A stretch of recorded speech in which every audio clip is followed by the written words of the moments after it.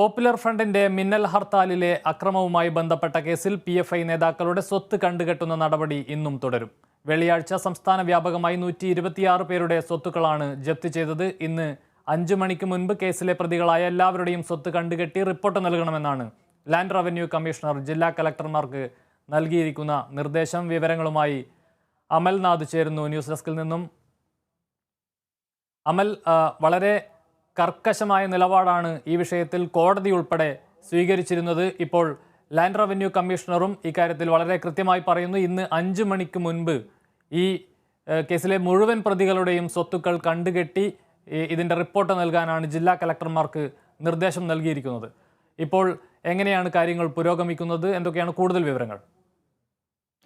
കമലേഷ്, വളരെ ശക്തമായ ഒരു നിർദ്ദേശം തന്നെയാണ് ഹൈക്കോടതി ഇപ്പോൾ ഈ വിഷയത്തിൽ മുന്നോട്ട് വെച്ചിരിക്കുന്നത്. സംസ്ഥാനത്തൊട്ടാകെയായി പോപ്പുലർ ഫ്രണ്ട് നേതാക്കളുടെ വീടുകളിലും സ്ഥാപനങ്ങളിലും ജപ്തി നടന്നുകൊണ്ടിരിക്കുകയാണ്. റവന്യൂ വകുപ്പിൻ്റെ നേതൃത്വത്തിലാണ് ഈ ജപ്തി നടന്നുകൊണ്ടിരിക്കുന്നത്. ഹൈക്കോടതി നിർദ്ദേശപ്രകാരമാണ് സംസ്ഥാനത്ത് ഏകദേശം 197 നേതാക്കളുടെ വീടുകളിലും സ്ഥാപനങ്ങളിലുമായാണ് ഇപ്പോൾ ജപ്തി നടക്കുന്നത്. സെപ്റ്റംബർ 23-ാം തീയതിയാണ് ഈ സംഭവത്തിന് ആസ്പദമായ ഹർത്താൽ നടക്കുന്നത്. ഒരു മിന്നൽ ഹർത്താൽ ആയിരുന്നു സെപ്റ്റംബർ 23-ന് നടന്നത്.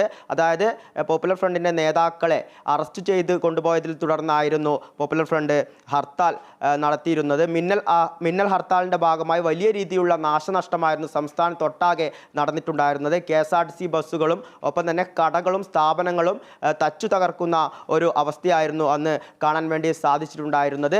ഇതിനെ തുടർന്ന് ഹൈക്കോടതി ഈ വിഷയത്തിൽ ഇടപെടുകയും അന്ന് ഹർത്താലിൻ്റെ ഭാഗമായി ഉണ്ടായ നാശനഷ്ടത്തിൻ്റെ കണക്ക് സ്വീകരിക്കുകയും ചെയ്തപ്പോൾ ഏകദേശം 5,20,00,000 രൂപയുടെ നാശനഷ്ടം അന്നുണ്ടായി എന്നാണ് മനസ്സിലാക്കാൻ വേണ്ടി സാധിച്ചത്. ഇതിനെ തുടർന്ന് പോപ്പുലർ ഫ്രണ്ട് നേതാക്കളോട് ഈ 5 കോടി രൂപ നഷ്ടപരിഹാരമായി നൽകണം എന്നൊരു നിർദ്ദേശം ഹൈക്കോടതി മുന്നോട്ട് വയ്ക്കുകയായിരുന്നു. എന്നാൽ പറഞ്ഞ തീയതിയിലും പോപ്പുലർ ഫ്രണ്ടിൻ്റെ നേതാക്കൾക്ക് ഈ ഒരു തുക നഷ്ടപരിഹാരമായി നൽകാൻ അവർ തയ്യാറാകാത്തതിനെ തുടർന്ന് സർക്കാരിനോട് അവരുടെ സ്വത്തുവകകൾ കണ്ടുകെട്ടണം എന്നൊരു നിർദ്ദേശം ഹൈക്കോടതി മുന്നോട്ട് വയ്ക്കുകയായിരുന്നു. ജനുവരി 15-ന് ഉള്ളിൽ പോപ്പുലർ ഫ്രണ്ട് നേതാക്കളുടെ സ്വത്തുവകകൾ കണ്ടുകെട്ടണം എന്നൊരു നിർദ്ദേശമായിരുന്നു ഹൈക്കോടതി സർക്കാരിന് മുന്നിൽ വെച്ചിരുന്നത്. എന്നാൽ ജനുവരി 15-ന് സർക്കാരിന് ഇത് പൂർത്തീകരിക്കാൻ വേണ്ടി സാധിച്ചിരുന്നില്ല.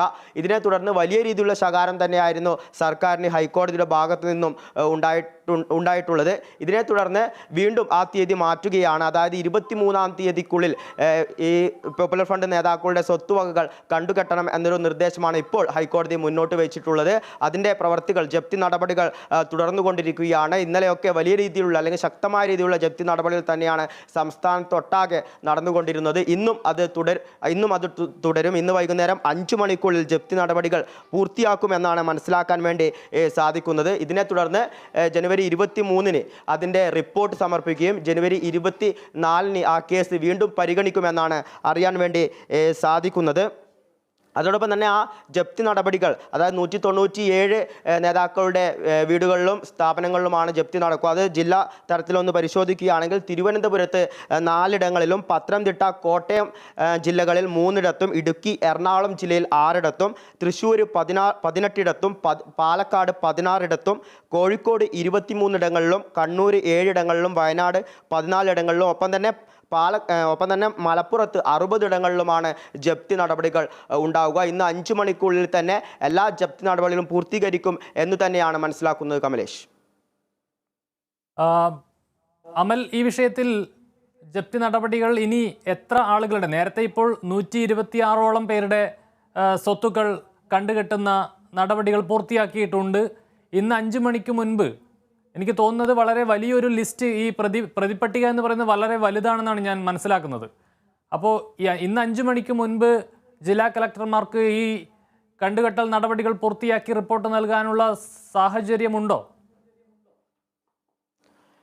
കമലേഷ് സൂചിപ്പിച്ചതുപോലെ തന്നെ 100-ന് മുകളിലുള്ള നേതാക്കന്മാരുടെ ജപ്തി ഇന്നലെ പൂർത്തീകരിച്ചിട്ടുണ്ട്. ഒരു പക്ഷേ ഇന്ന് 5 മണിക്കുള്ളിൽ തന്നെ അത് പൂർത്തീകരിക്കാൻ കഴിയും എന്ന് തന്നെയാണ് വിശ്വസിക്കുന്നത്. ഇതിൻ്റെ പ്രധാന കാരണം ഇതിനു മുൻപേ തന്നെ ഹൈക്കോടതി ഒരു ഡേറ്റ് സർക്കാരിന് നൽകിയിട്ടുള്ളതായിരുന്നു. എന്നാൽ ആ ഒരു ഡേറ്റിനുള്ളിൽ സർക്കാരിന് ഇത് പൂർത്തീകരിക്കാൻ വേണ്ടി സാധിച്ചിരുന്നില്ല. ഇത് 2ാമത്തെ തവണയാണ് ഡേറ്റ് നീട്ടി നൽകുന്നത്. അതിനാൽ തന്നെ കൃത്യസമയത്തിനുള്ളിൽ തന്നെ എല്ലാ ജപ്തി നടപടികളും പൂർത്തീകരിക്കാൻ തന്നെയായിരിക്കും സർക്കാർ നോക്കുക. നൽകുക. റവന്യൂ വകുപ്പിൻ്റെ രീതിയിൽ അതിൽ ശക്തമായ ഇടപെടലുകൾ തന്നെയാണ് ഇപ്പോൾ സംസ്ഥാനത്ത് നടക്കുന്നത്. സംസ്ഥാനത്തൊട്ടാകെ ഏകദേശം 200-200-നടുത്ത് നേതാക്കളുടെ സ്ഥാപനങ്ങളിലാണ് ജപ്തി നടക്കുക എന്നാണ് അറിയാൻ വേണ്ടി സാധിച്ചിട്ടുള്ളത്. ഇതിൽ പല നേതാക്കളും ഇപ്പോഴും ഒളിവിലാണ് എന്നാണ് അറിയാൻ വേണ്ടി സാധിക്കുന്നത്.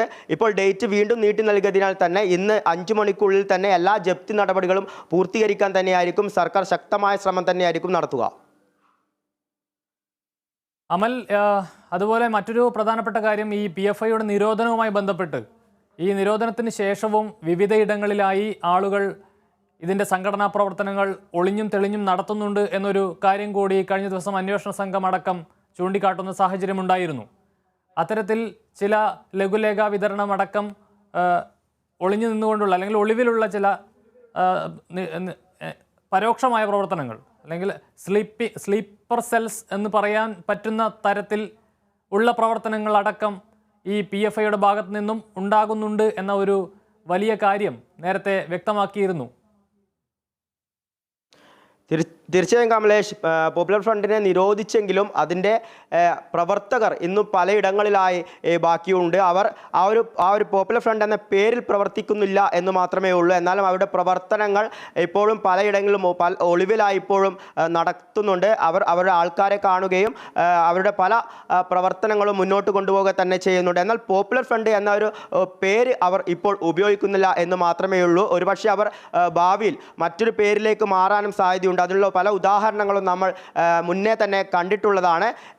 പോപ്പുലർ ഫ്രണ്ടിനെ നിരോധിച്ചതോടുകൂടി ആ ഒരു പോപ്പുലർ ഫ്രണ്ട് എന്ന സംഘടന പൂർണ്ണമായും ഇല്ലാതായി എന്ന് നമുക്ക് ഒരിക്കലും പറയാൻ വേണ്ടി സാധിക്കില്ല. അവരുടെ നേതാക്കന്മാരെ അറസ്റ്റ് ചെയ്തെങ്കിലും അതിൻ്റെ അനുയായികൾ ഇന്നും സംസ്ഥാനത്തിൻ്റെ പല ഭാഗങ്ങളിലായും ഇന്നും അവർ പലയിടങ്ങളിലും പ്രവർത്തനങ്ങൾ നടത്തുന്നുണ്ട്. ഇപ്പോൾ കമലേഷ് സൂചിപ്പിച്ചതുപോലെ തന്നെ ലഘുലേഖകൾ പോലുള്ള അതുവഴി ആശയവിനിമയം അവർ നടത്തുന്നുണ്ട്. എന്ത് തന്നെയായാലും ഇത്തരം പ്രവർത്തനങ്ങളുമായി ഇവർ മുന്നോട്ട് പോകും തന്നെയാണ് മനസ്സിലാക്കുന്നത്. ഒരുപക്ഷെ ഇവർ പിന്നീട് വേറൊരു പേരിൽ വേറൊരു സംഘടനയായി രൂപപ്പെടാനുള്ള സാധ്യതയും വളരെ കൂടുതലാണ് കമലേഷ്. വ്യക്തമാണ് അമൽ. മിന്നൽ ഹർത്താലിൻ്റെ ഭാഗമായി നടത്തിയ അക്രമ സംഭവങ്ങളിൽ പോപ്പുലർ ഫ്രണ്ട് നേതാക്കളുടെ സ്വത്തുക്കൾ കണ്ടുകെട്ടുന്ന നടപടി പുരോഗമിക്കുകയാണ്. 126ഓളം പേരുടെ സ്വത്തുക്കൾ കഴിഞ്ഞ ദിവസം കണ്ടുകെട്ടുന്ന സാഹചര്യമുണ്ട്. ഇന്ന് വൈകിട്ട് 5 മണിക്കുള്ളിൽ മുഴുവൻ പേരുടെയും സ്വത്തുക്കൾ കണ്ടുകെട്ടി റിപ്പോർട്ട് നൽകാനാണ് ലാൻഡ് റവന്യൂ കമ്മീഷണർ ജില്ലാ കലക്ടർമാർക്ക് നിർദ്ദേശം നൽകിയിരിക്കുന്നത്. അമലാണ് ന്യൂസ് ഡെസ്കിൽ നിന്നും വിശദാംശങ്ങൾ നൽകിയത്.